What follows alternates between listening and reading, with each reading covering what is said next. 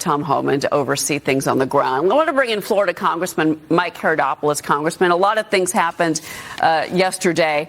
But I want to go back to, there's kind of the differences in the responses you heard with Maria's interviews is how the president and the administration should handle the situation in Minnesota. What are your thoughts? Well, thanks for having me on, Cheryl. This is just a tragic situation in Minnesota. And I think it's summarized by one phrase: failure of leadership of the people of Minnesota who have been elected. You see, this is a crisis on multiple fronts. You saw how fraud run rampant.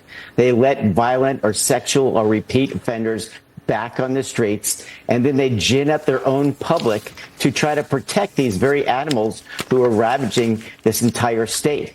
And so what you have is a failure of leadership by the people, leadership in Minnesota. And the president is trying to navigate a very challenging situation.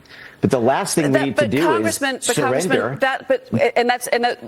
We know that. But after in the wake of that shooting over the weekend, I mean, you've got Republicans and Democrats demanding an investigation. So how do we move forward from that now? Because, there are many calls for, including, as you heard from President Trump got on the phone with the governor of Minnesota. It's time to de-escalate, to bring the temperature down. You've got 2 American citizens that are dead. So what now? Well, Cheryl, first of all, I agree. There should always be an investigation of any shooting. This is what law and order is all about. It's about the rule of law, and there will be an investigation. I'm confident on both matters. Video, of course, is putting a jury pool very much in jeopardy. That said, I think there needs to be a de-escalation. The reason why these people are out on the street are because, again, you see the Democratic leadership in this state promoting the idea of getting in the way in a very violent situation. Cheryl, you and I have talked about my background. My father's a former law enforcement officer.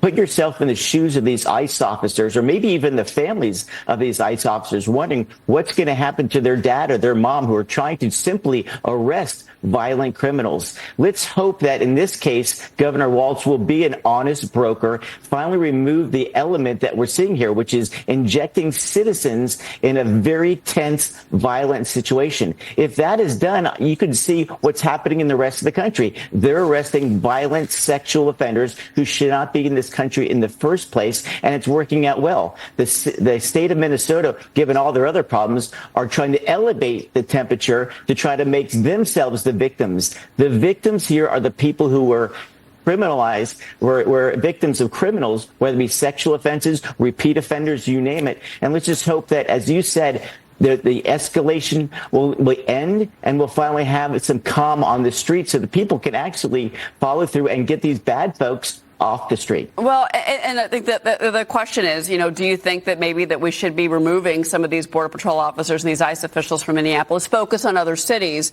To your point, Tim Walz, and we don't know if the Journal published this, and he wrote this before his phone call with President Trump, but Governor Walz publishes this op-ed in the Wall Street Journal. Again, it might have been before, he wrote it before he had the conversation with the president, but he's basically saying that federal officials are lying about his corrections department. He says we are letting ICE know when we have criminals in detention. So we'll see. But let's talk about funding, because that's the other thing that you're going to get involved in right now. So Congress is racing against the clock. You've got to pass government spending, this package. Current funding expires 12:01 Eastern Time Saturday morning. Now, the White House is rejecting the Democrats' demands to strip DHS funding from this measure. Senate Majority Leader Chuck Schumer is warning Democrats that they're all going to vote no unless the money is removed and renegotiated, Congressman.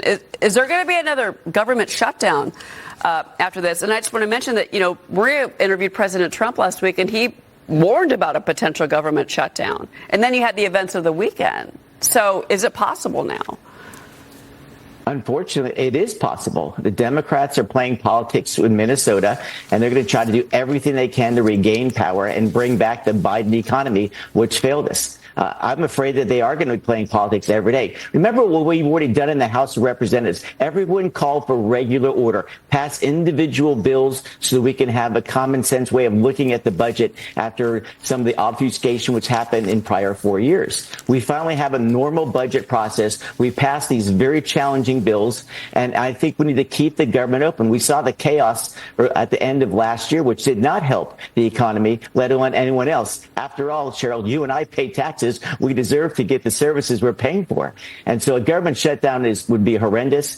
We think there, yes, should be investigations what's going on in Minneapolis. But the bigger investigation is, why won't Tim Walz simply hand over violent or sexual offenders or repeat offenders to ICE who are illegal aliens who shouldn't be here in the first place? This is all a made process by politicians in Minnesota, in my opinion, who are playing politics to try to get the upper hand because they're in a vulnerable spot because they're, let's just say, their nefarious actions in prior years. I don't know. He's saying here that he's only got 207 non-citizen criminals in jails right now in Minnesota. That's his take. Anyway, do you really believe that Walz is an honest broker? I mean, this guy is come on, this guy is out of a campaign carnival school. Yeah, it's really embarrassing watching this guy operate. It's a really sad and unfortunate situation what has happened in Minneapolis. It's been tough to watch. I do want to ask you about today, because the president's going to Iowa to promote the economy and his agenda. He's going to focus on affordability ahead of the midterms. He's expected to highlight energy policy, Congressman. I want to get your thoughts on that, because on this side, on this message, you and your party have the big, beautiful bill, and those benefits are going to be playing out for businesses and for individuals when tax season begins, which actually started yesterday, we should say. Well, look at the smile on my face. I mean, we ran on the idea of securing the border and rebuilding the American economy. You and I know, Cheryl, you live it every day on your broadcast. The economy was in shambles when President Trump took back over. Now let's look at the situation. Your 401k is at record levels. It's up 15 to 20%. Gas prices are down. Interest rates are down. You're seeing that the investment overseas coming into America is astronomical, and crime is down. And of course, we're looking at an optimistic growth process was over 4%. I mean, it's morning in America again. I want to have a debate about affordability in America. Think about how your let's say reflection of where the economy is a year ago versus today. Are you better off today than you were a year ago economically? 100%. Is the border secure? 100%. We're in a better situation, and I want to have a debate about affordability. The Democrats want to create chaos because they know they can't win on the economy or on the border. Yeah, well, certainly all eyes are going to be on the president's movements in Iowa. We know he's going to a small business today. He shines in those moments, and he's going to be out there, according to Susie Wiles, for the year. Congressman Mike Haridopolos. Congressman, thank you for being here this morning. We appreciate it. Great to see you, Cheryl. Have a wonderful morning. All right, you too as well. We have got a lot more coming up. Folks, stay with us.